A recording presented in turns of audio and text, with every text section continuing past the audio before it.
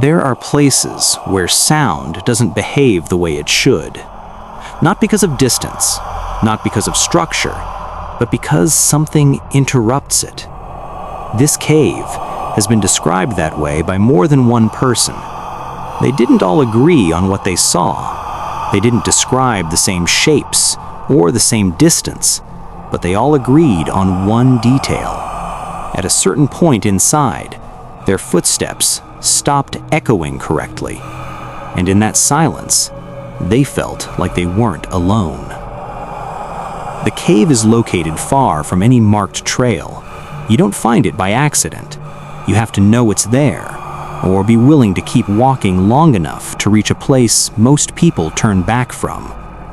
The terrain leading to it is uneven, sharp rock, loose ground, and once you're inside, light disappears quickly. Not gradually, but all at once. There's no signal, no outside sound, only what the cave gives back to you, which is why what happened during this account stood out, because something inside didn't give anything back at all.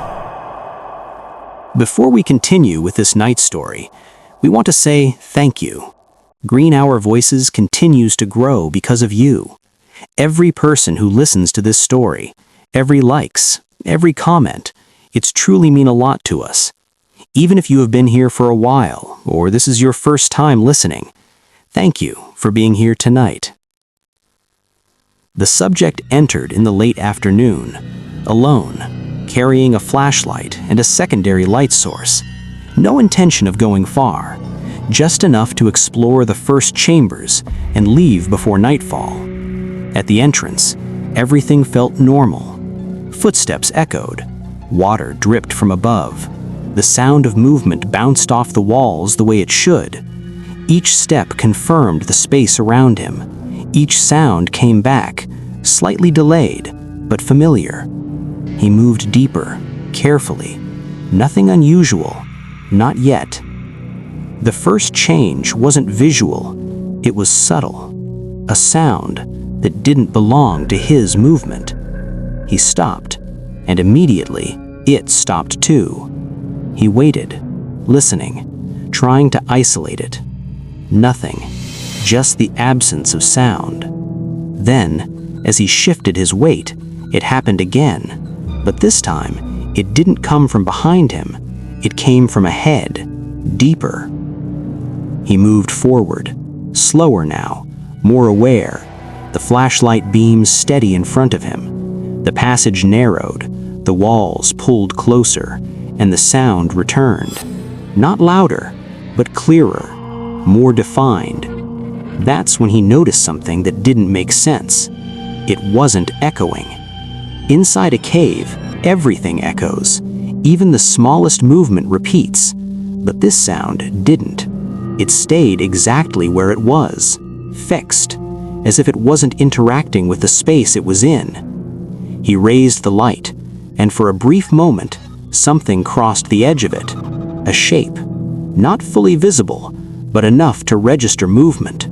Then, it was gone. He didn't move, not immediately. He kept the light steady, focused, trying to understand what he had just seen. Then something else became clear. The darkness ahead wasn't consistent. Not in the way natural darkness behaves. It shifted slightly. Not like shadows moving, but like space adjusting, subtly, almost unnoticeable until you focused on it. He stepped forward again, carefully, and the sound returned. Closer now. Still not echoing, still not behaving the way it should. He stopped again. This time, he didn't move at all. The light fixed directly ahead, and this time, it didn't disappear. At a distance, just within the edge of the beam, something stood. Its outline was uneven, not shaped by the cave, not part of the wall. It didn't cast a clear shadow. It didn't reflect the light properly. It just existed, still, facing him. No movement, no sound, and yet, the feeling was immediate. It was aware. Then something changed. The cave went quiet. Not silent in the usual way, but empty. The drip of water stopped. The echo disappeared. Even his breathing felt like it wasn't reaching the walls anymore. He spoke, just a single word, and for the first time since entering, nothing came back. No echo, no delay, just nothing. He adjusted the light, moved it slightly. The shape didn't react, but the darkness around it shifted again, as if it wasn't standing in the cave, but in something layered within it.